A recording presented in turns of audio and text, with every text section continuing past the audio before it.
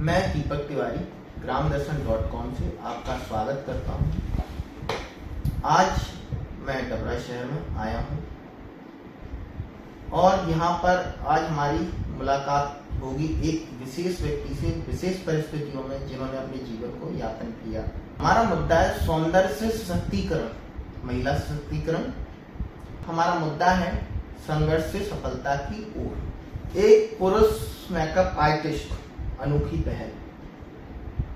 आमतौर पर makeup artist का क्षेत्र महिलाओं से जुड़ा हुआ माना जाता है। वहीं नरेंद्र तिवारी जैसे पुरुष कलाकार ने इस धारणा को बदलकर जीवन में एक नई मिसाल कायम की।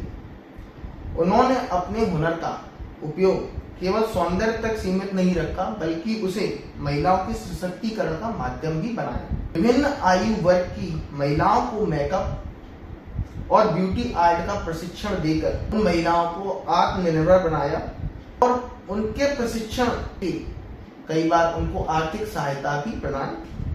आप बहुत सारी महिलाओं को इन्होंने जो मेकअप आर्ट सिखाया या कढ़ाई सिखाई, बुनाई भी सिखाई।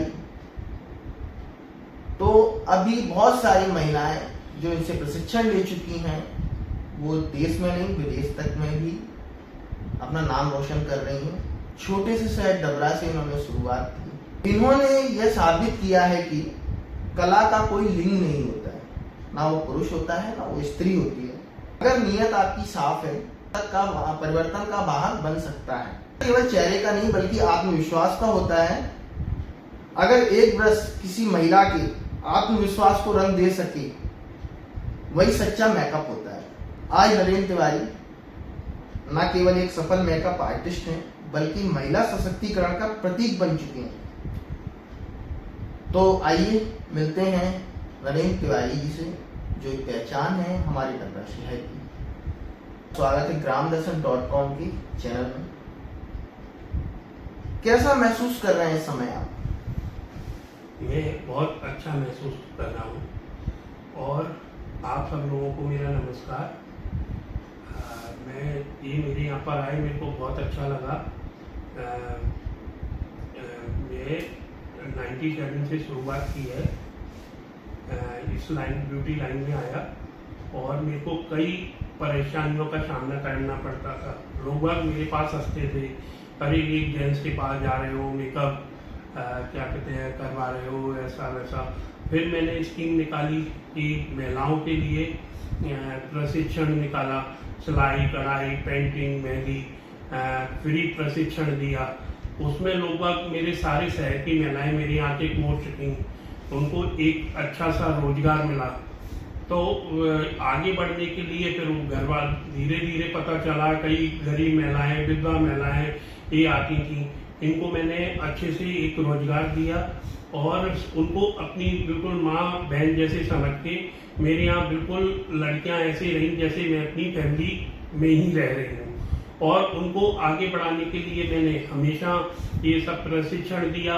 मेकअप आते थे तो उनको मैं डायरेक्ट उनको काम करवाया महिलाओं के ऊपर, मेकअप का फेशियल जो भी होता है, सारा प्रशिक्षण देने के बाद में उनको इतना वो दिया वो कहीं भी जाके फ्री होके काम कर सके। 1997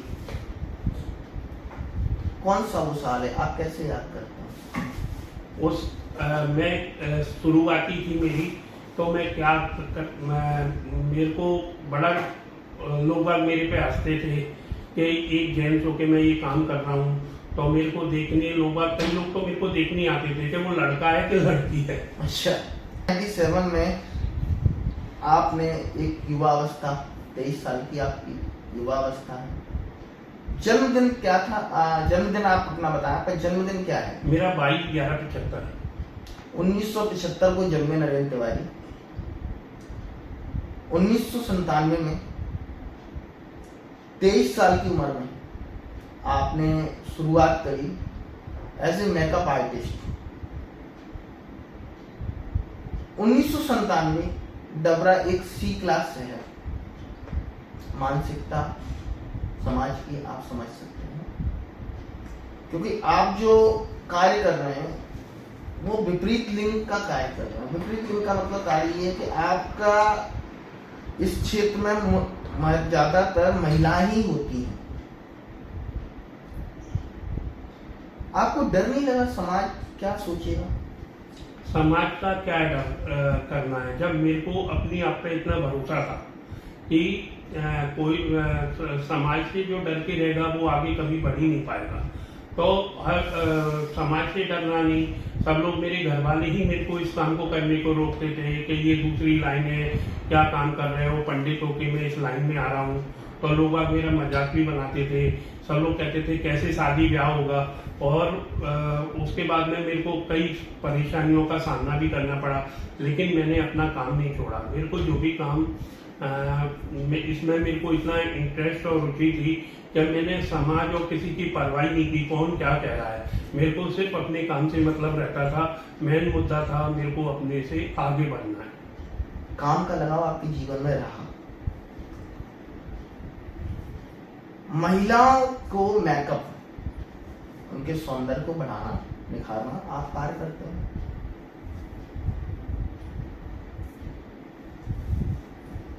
नरेंद्र तिवारी ने संघर्ष किया, हवाओं के विपरीत अपनी गाड़ी चलाई।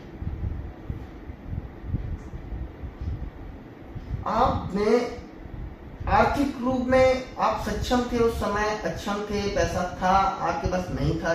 किस स्थितियों में आपने ये शुरुआत करी, थोड़ा हम वो जानना चाहेंगे। मेरे पास पैसा वैसा कुछ नहीं था। शुरू से फादर एक्सपायर हो गए तो मैंने शुरू से सिलाई कढ़ाई अपना पेंटिंग ये सब करके अपना जीवन यापन कर रहा था। तो मेरे को एकदम से आया कि पार्लर घर घर जाके पहले मैं कटिंग ये सब घर के ही लोगों का करता था, आस पास मोहल्ले पड़ोस में।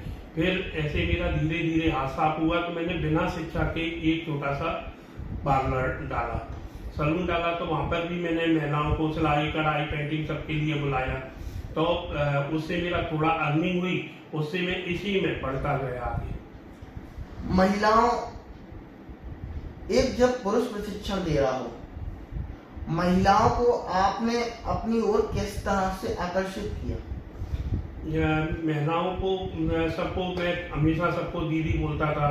तो किसी को कभी मैंने मन में ऐसा सोचा ही नहीं, क्योंकि घर में अपने भी माँ बहन सब रहते हैं। तो मैंने उस तरह से सोचा कि आओ मेरे यहाँ पे आप कोर्स करो और सीखो। उन लोगों ने, यहाँ डबरा की महिलाओं ने भी मेरी बहुत हेल्प की आगे बढ़ाने को, क्योंकि मैं अपने बिजनेस के प्रति ईमानदार रहा। ऐसे ही मेरे को लोग भी बहुत अच्छे मिले। आज मेरे को महिलाओं ने आगे बढ़ाया, सम्मान किया और आज भी मैं उसी स्थिति पे हूँ। महिलाओं को आप माँ और बहन का स्वरूप मानते हैं, दुर्गा का रूप। 1997 आपने शुरुआत करी एक मेकअप आर्टिस्ट के रूप में। महिलाएं आई, आकर्षित हुई। आपको उस बीच में क्या नजर आया महिलाओं में? कुछ महिलाएं डरी थीं या आने से घबराती थीं, या उनके परिवार के लोग उनको रोकते थे? कई परिस्थितियों का जन्म तो हुआ होगा। कई लोगों अगर बोलते थे जेंट्स है उसके पास क्यों जाना, लेकिन मैं महिलाओं को बोलता था। उनको जेंट्सों को ही बोलता है ये घर में है। मैं उनको परेशान लेडीजें रहती थी, कई लोग छुप छुप के भी मेरे यहाँ आते थे कि घर में पता नहीं लगे कि मैं नरेंद्र पार्लर पर जा रही हूँ। लेकिन आदमी मजबूरी में सभी आती हैं। कई विधवा महिलाएं वैसी हैं, उनको प्रशिक्षण लेने के लिए कई लोग मेरे यहाँ आते थे और उनको मैं बिल्कुल अपने सिस्टर की तरह और मैंने उनको पूरा काम सिखाता था। और डरते थे तो कई लोग घर पर बोलते ही नहीं थे कि हम वहाँ से ये कोर्स कर रहे हैं। आपने 1997 के बाद एक बताया आपने एनजीओ भी चलाया था, क्या है उसकी कहानी कुछ? मैंने रौनक शिक्षा समाज कल्याण समिति से एनजीओ चलाया था। उसमें भी कई महिलाओं को प्रशिक्षण दिया। आज वो महिलाएं कई देश में अपना सलून ब्यूटी पार्लर खोल के बैठी हैं, सिलाई का खोल के बैठी हैं। दिल्ली हर जगह मेरे मैंने सीखी हुई महिलाएं प्रगति प्रशिक्षित हैं और क्या कहते हैं बहुत अच्छे काम कर रही हैं। मेरे को बहुत खुशी होती है कि मेरे से सीखी हुई महिलाएं देश विदेश सब जगह हैं। महिला सशक्तिकरण बड़ा मुद्दा है। महिलाओं को जब सशक्त बनाया जाता है तो समाज के लिए प्रेरणा जाती है, वो अपने परिवार को चलाने के लिए एक अर्थ की व्यवस्था करती हैं। अर्थ का जीवन में महत्वपूर्ण योगदान होता है। आपने कई महिलाओं को आर्थिक रूप से सशक्त बनाया। महिला सशक्त हुई, समाज सशक्त हुआ, घर में पैसा आया, उनके बच्चे खुश रहने लगे। आपका एक काफी बड़ा जीवन में योगदान समाज के लिए भी चाहता है। नरेंद्र तिवारी को अपनी पर्सनल लाइफ में कितने संघर्ष झेलने पड़े समाज को स्थिति में अच्छा लाने के लिए, और एक नरेंद्र तिवारी को अपनी पर्सनल जीवन में संघर्ष के लिए क्या क्या सीखने को मिला? मेरे को ये सीखने को मिला कि काम ही पूजा है। आप काम करोगे तभी आदमी आगे बढ़ेगा। कहने को कोई भी कुछ भी कहे, कहीं आप सुन के रहोगे तो आज मैं भी पीछे रहता था, लेकिन मैं सुनते हुए भी आगे बढ़ा। कई लोग बोलते थे कि जेंट्स है और महिलाएं वहां जाती हैं, ये करती हैं, वो करती हैं, कहने वाला कहता रह गया। लेकिन मैंने अपना ईमानदारी से काम किया, मैं बहुत आगे बढ़ा और मैंने अपने जिसको सिखाया उसको भी आगे बढ़ाया, प्रशिक्षण दिया। आज वो 2 पैसे कमाती हैं, मेरे को दुआ भी देती हैं। 1999 का वर्ष, आपकी शादी हुई। कितनी परेशानियां रही होंगी आपको जब आप महिला के कार्य के रूप में, महिला के जो कार्य होते हैं वो आप कार्य कर रहे थे, तो शादी को लेके आपको परेशानियां तो आई होंगी। लोगों ने नरेंद्र तिवारी को क्या देखा, और आज आपकी 1999 में शादी हुई तो वो किस प्रकार से हुई, क्या घटना रही? मेरी शादी के समय मेरी बात चली थी तो मेरे घर वाले बोलते थे ये काम कर रहा है पंडित होके, कौन शादी ब्याह करेगा, ये वो कई लोगों ने बोला। लेकिन मेरे को ऐसा कुछ नहीं लगता था। मेरे को शादी का कोई वो प्रॉब्लम नहीं था। हो जाती तो ठीक है, नहीं होता तो भी ठीक है। लेकिन मेरी जब शादी हुई तो मेरी वाइफ ने भी बोला कि मैं जो पार्लर चलाने वाले से शादी नहीं कर सकती। लेकिन मेरे को कुछ नहीं है। फिर उनके जबरदस्त ऐसे जैसे जैसे मेरी शादी हुई तो मैंने बहुत मुश्किलों का सामना करना पड़ा। जब मेरी शादी हुई 22 साल की उम्र का एक युवा नरेंद्र तिवारी एक मेकअप आर्टिस्ट के रूप में जाना जाता। समाज में लिंग का भेद बहुत बड़ा अंतर है। आपको कभी महसूस नहीं हुआ कि 22 साल का युवा महिलाओं के लिए कार्य कर रहा है? हर एज की महिला आपके पास आती होंगी, बच्चियां। लोगों ने क्या सोचा होगा उस समय? आपको क्या लगता है कि उनके परिवार में कोई महिला नरेंद्र तिवारी के यहाँ ब्यूटिशियन का प्रशिक्षण लेने जा रही है, या ब्यूटिशियन का कोर्स करने जा रही है, या वो अपना मेकअप कराने जा रही हैं, आपको क्या लगता है कि उनके परिवार वालों को क्या सोचते होंगे? उनका परिवार वाला मेरा नेचर व्यवहार देख के सब लोग मेरे यहाँ आने, कभी किसी ने कोई मना नहीं किया। दरगाह वालों ने मेरे को बहुत सम्मान किया, लेकिन शुरुआत में रोकते थे। लेकिन उन्होंने मेरा देखा कि हमारी बच्चियां यहाँ सेफ हैं तो मेरे यहाँ आने कभी किसी ने नहीं रोका। मैं कभी भी किसी को दीदी के सिवा बात ही नहीं किया। 1997-2025 कितना टाइम है ये आपके समय के अनुसार? करीब आपने 27 साल हो गए इस कार्य क्षेत्र में आपको कार्य करते हुए। समाज के लोगों ने एक अलग तरीके से आपको देखा। शुरुआती दौर था, अर्थ की व्यवस्थाएं कम थी, संघर्ष आपने किया जैसा कि आपने हमें बताया। आप ब्यूटिशियन का जब काम करते थे उस समय लोग इतने ओपन माइंडेड नहीं हुआ करते थे, जिसको खुला दिमाग कहते हैं, उतना ओपन माइंडेड नहीं हुआ करते थे। चैलेंजेस तो रहे होंगे। आप किसी का शादी में गए और आपने मेकअप की किट निकाली और किसी का आप मेकअप कर रहे हैं, पुरुष समाज की क्या प्रतिक्रिया थी उस समय? पूरे समाज एक होता था, आपको कोई महिला नहीं मिली, आप जेंट्स से क्यों मेकअप करवा रहे हो, और क्या कहते हैं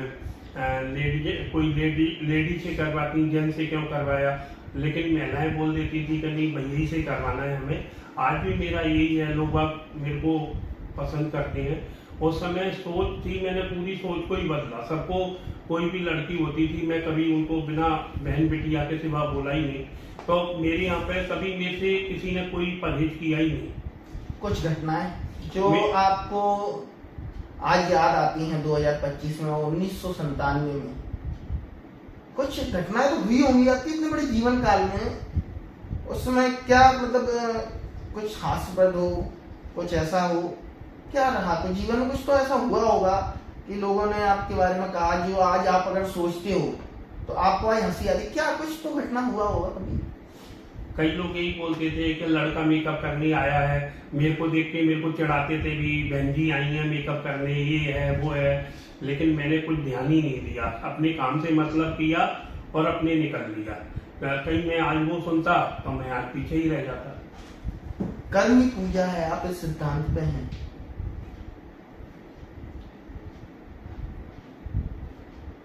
एक कार्य जब किया जाता है और जब उसको पूर्ण शिद्दत के साथ किया जाता है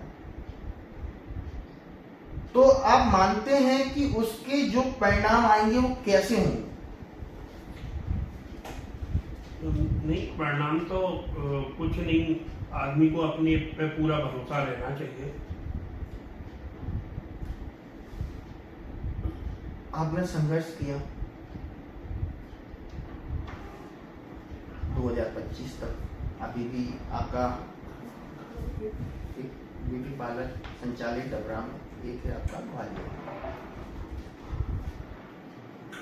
ये 23 साल की आपकी जो यात्रा रही, उन 23 सालों में लगभग कितनी महिलाओं को आपने ये प्रशिक्षण देकर उनको महिला सशक्तिकरण का उदाहरण बनाया होगा?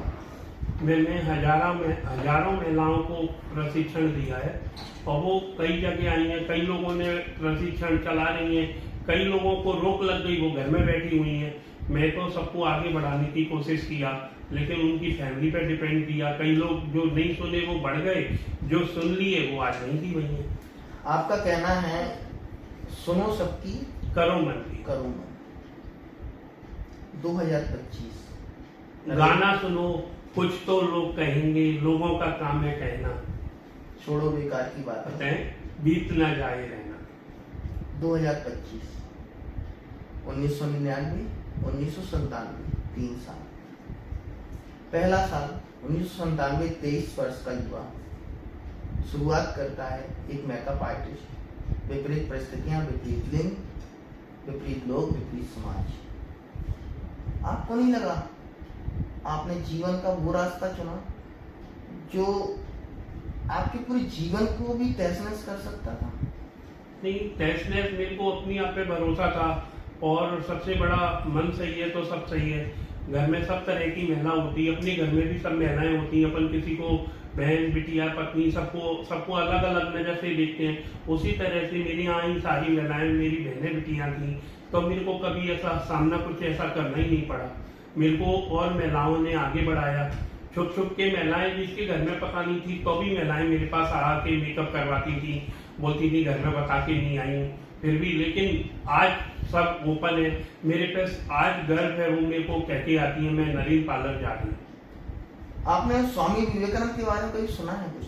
हाँ, कौन नहीं जानता स्वामी विवेकानंद। स्वामी विवेकानंद ने परमहंस से एक प्रश्न किया था। उम्र थी उनकी 23 साल। 23 साल का युवा महिलाओं के प्रति आकर्षित होता है।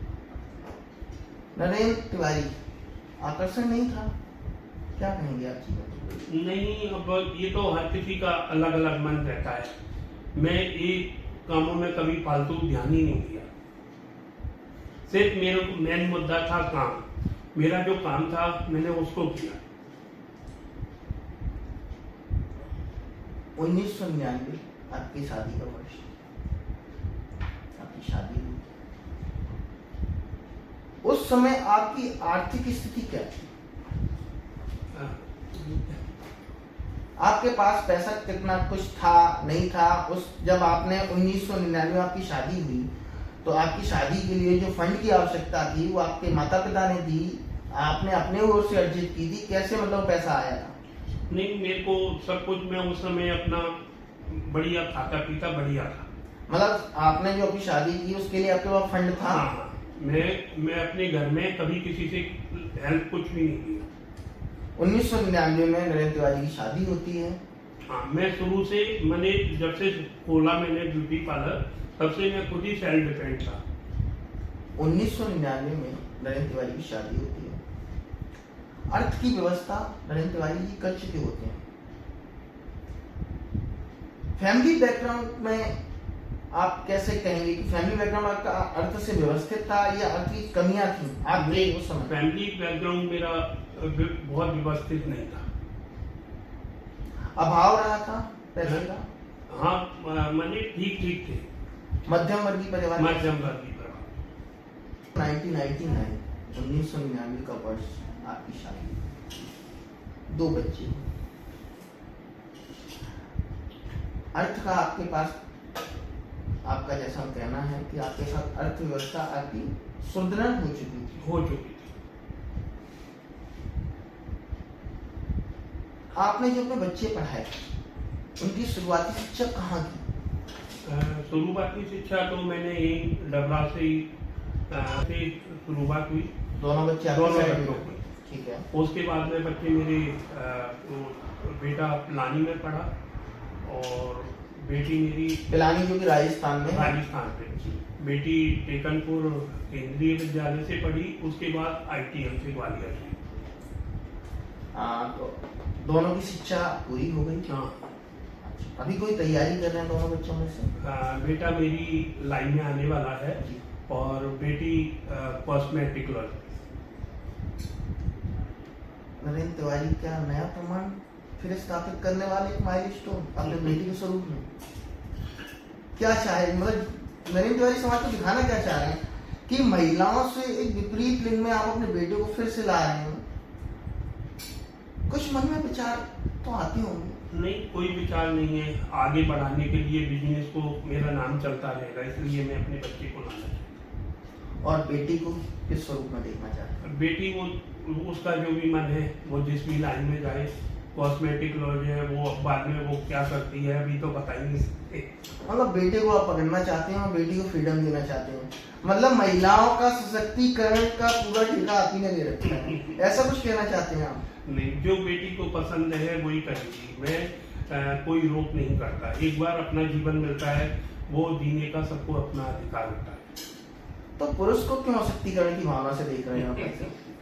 आगे मैं नहीं बता सकता, न मैं कभी देखता, लेकिन जो भी महिलाएं हैं, लगता है कि उनको स्वतंत्र और फ्रीडम दी जाए तभी वो आगे बढ़े। रोक करने से कुछ नहीं होता। मेरा प्रश्न वो नहीं है, मेरा प्रश्न था आपने अपनी बेटी को फ्रीडम दे रखा है और बेटे को कह रहे हैं मैं बांध के यहीं पे लाऊंगा। समझ रहे हैं आप बात को? आप बोल रहे हैं बेटी को मैंने फ्रीडम दे रखा है और बेटे को बांध के यहीं लाऊंगा। समाज को विपरीत दिशा में कैसे ले जाना चाहते हैं आप? नहीं तो बेटा मेरे बिजनेस को आगे के लिए चाहिए, इसलिए बेटे को मैं ला रहा हूँ।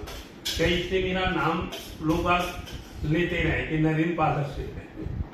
आप अपने नाम को आगे, जैसे एक आदमी की इच्छा होती है मेरे बच्चे मेरा नाम रोशन करें, अच्छी बात है, आपके बच्चे आगे चल के हमारे भविष्य में काम है, बहुत अच्छा आपका नाम करें।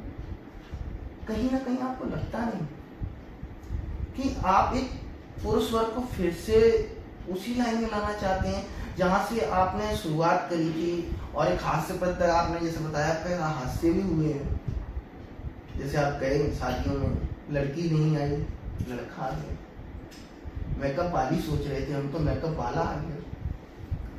तो आप बेटे को लाएंगे और आप सोचिए कि बेटा जब मेकअप करेगा तो आप पुरुषों से इस तरीके से व्यवहार क्यों कर रहे हैं भाई? सब अच्छी बात है, महिला सशक्त बनाइए, पुरुषों को तो अशक्त मत बनाइए। चलिए, हमारा वो मुद्दा नहीं है, हमारा मुद्दा महिला सशक्तिकरण और संघर्ष के ऊपर, संघर्ष की कहानी, संघर्ष से सफलता की ओर नरेंद्र तिवारी जी ने जो एक माइलस्टोन यहाँ पे बनाया है। आय का साधन आपका 2 ब्यूटी पार्लर है। 2025 का ये वर्ष चल रहा है। आप संतुष्ट हैं? जो आजीविका आपके पास आ रही है वो पर्याप्त है, या नरेंद्र तिवारी की उड़ान कहीं और भी जाएगी, कहीं ऊपर भी आएगी? क्या है, किस आगे का आपकी क्या इच्छा है, किस तरीके से आप बताना चाहेंगे? नहीं, मेरे को अपनी बिजनेस से बहुत लगाव है। जब तक मेरे हाथ पैर चलेंगे तब तक मैं इसको जितना आगे बढ़ेगा उतना बढ़ेगा। ऊंचाइयों को, हद को छूना चाहते हैं इस लाइन, कला की लाइन होती है। कला की लाइन भी, और मेरे को समाज सेवा करना बहुत अच्छा लगता है। गरीब महिलाएं और बेटियां हैं जिनको रोजगार है, वो परेशान हैं, उनको आगे बढ़ाने में मेरे को बहुत अच्छा लगता है। आपको एक खुशी मिलती है जब महिला आगे की ओर जाती है, तो आपको खुशी मिलती है। हाँ, कोई भी परेशान महिला हो जिसके पास बिजनेस नहीं हो, उसको मेरे को आगे बढ़ाने में बहुत अच्छा लगता है। क्या वो अपने पैरों पर खड़ी हो, कभी किसी से आगे वो हाथ ना फैलाए।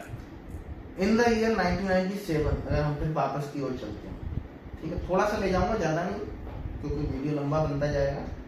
1997 कुछ महिलाएं ऐसी आई होंगी जिनके पास अर्थ की व्यवस्था नहीं होगी, समझे, या हो सकता है आने जाने का किराया ना हो, या हो सकता है, तो आपने उन महिलाओं को किस तरीके से, मैं ये कहना चाहूंगा कि किस तरीके से उन महिलाओं को आपने सशक्तिकरण का आज उदाहरण खड़ा किया है, जो आज सशक्त है महिलाएं, चाहे 1997 हो, आज 2025 हो, 1999 हो, उस बीच के आपके जीवन के वर्ष, सबसे अभी तक जिसका आप नाम लेना चाहें अपने जीवन काल में, एक बड़ा नाम जो आज नामचीन ब्यूटी पार्लरों में शामिल हो, कोई आपका जैसे गुरु होता है, उसका जो चेला होता है, तो आपकी जो चेलियां हैं, तो साहब आप मुझे ये बताएं कि कोई एक नाम जो इस सुंदरता की दुनिया का बड़ी पहचान बन गया हो, नरेंद्र तिवारी ने उनकी हर तरह से मदद की। नहीं, कई बाहर में गई हैं ये महिलाएं, और उन्होंने सलून वगैरह खोला है। दिल्ली में भी खोली है ये सलून, वो उसने मेरी बेटी के ही नाम से खोला है, रौनक ब्यूटी पार्लर। उसका भी दिल्ली में बहुत नाम है। रौनक ब्यूटी पार्लर आपकी बिटिया के नाम के ऊपर उन्होंने दिल्ली में ब्यूटी पार्लर खोला, उनका अच्छा काफी नाम है, जो नरेंद्र तिवारी की देन है। मैं नरेंद्र तिवारी अच्छी आजीविका कमा रहे हैं, व्यस्त हैं और मस्त, संपूर्ण है आपका परिवार। हाँ, मैं कोई बढ़िया मस्त हूँ और मैं हमेशा मस्ती रहता हूँ जी। 2025 महिलाओं के लिए क्या संदेश देना चाहेंगे? संघर्ष एक निरंतर प्रक्रिया है, आप क्या संदेश देना चाहेंगे महिलाओं को कि वो अपने जीवन को किस तरह से ऊंचाई की ओर ले जाए? वो तो मन लगा के जो काम करता है वो ही ऊंचा जा पाता है। ध्यान केंद्रित होना चाहिए। जो काम ही पूजा होती है, जो मन लगाएगा वही ऊपर जाएगा, जिसका मन ही नहीं लगेगा तो मैं कैसे काक चेष्टा यको दानम, ऐसा कोई है, आपने सुना हो? कौवे की तरह आपकी चेष्टा होगी तभी आप कुछ सीख पाएंगे। बहुत सारी महिलाओं को आपने सशक्त बनाया, एक अच्छे मुकाम पे हैं, आगे आप बहुत सारी ऊंचाइयों को छूना चाहते हैं, आगे आप बहुत सारी चीजों को करना भी चाहते हैं और छूना भी चाहता हूँ और महिलाओं को आगे बढ़ाना भी चाहता हूँ। मतलब आगे आप महिलाओं को सिखाते जाएंगे और प्रशिक्षण देते जाएंगे और उन ऊंचाइयों की ओर ले जाएंगे। तो आज के हमारे इस प्रोग्राम में थे नरेंद्र तिवारी जी हमारे साथ। मैं दीपक तिवारी आपका धन्यवाद कहता हूँ।